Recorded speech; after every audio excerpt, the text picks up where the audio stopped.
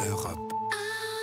L'économie avec vous, Carole Ferry. Vous nous parlez donc de nos salaires. Aujourd'hui, on l'a vu cette semaine, la croissance annonce meilleure que prévu. Est-ce que ça veut dire, Carole, que les entreprises vont se montrer un peu plus généreuses avec leurs salariés? Est-ce que ça va se voir en bas de la fiche de paye de ceux qui nous écoutent? Une certitude, Maxime, nos salaires nets vont bien augmenter en janvier. Mais ça n'a rien à voir avec la performance de nos entreprises ou la générosité de votre patron. C'est l'effet de la fameuse baisse des cotisations décidée par le gouvernement. Fini, vous savez, la ligne cotisation chômage ou maladie sur nos fiches de paye. Alors en contrepartie, il y a bien la hausse de la CSG, mais pour les salariés, l'opération reste positive.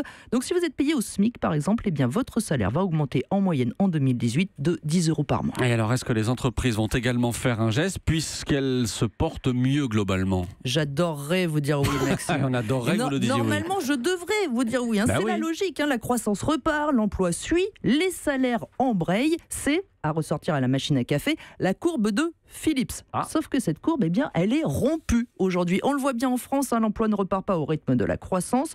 Aux États-Unis, le chômage baisse, mais les salaires augmentent peu. Alors, il y a de nombreux débats entre économistes sur la question, mais surtout une grande perplexité. J'ai donc essayé la méthode empirique. J'ai appelé les organisations patronales, des DRH. Et désolé, mais l'ambiance générale, c'est plutôt les entreprises ont beaucoup souffert. La priorité, quand ça redémarre, c'est de reconstituer les marges, d'acheter de nouvelles machines. La hausse des salaires, c'est pas la priorité. Pas trop d'espoir en perspective, donc. Bon, je voudrais pas mettre tout le monde de mauvaise humeur non plus de bon matin. Quelques points positifs. D'abord, un peu plus de la moitié des salariés ont droit à un dispositif de participation ou d'intéressement qui leur permet, si l'entreprise va bien, d'en profiter, d'avoir une sorte de prime en plus du salaire.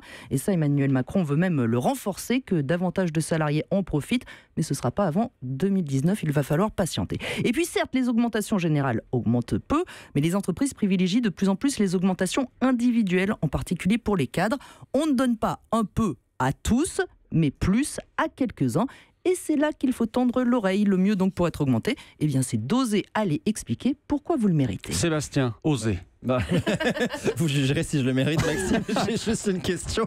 Est-ce que pendant ce temps, les prix augmentent? Est-ce que si notre salaire bouge pas, on perd du pouvoir d'achat? Est-ce qu'on perd de l'argent? Alors là, vous allez me mettre tout le monde à dos.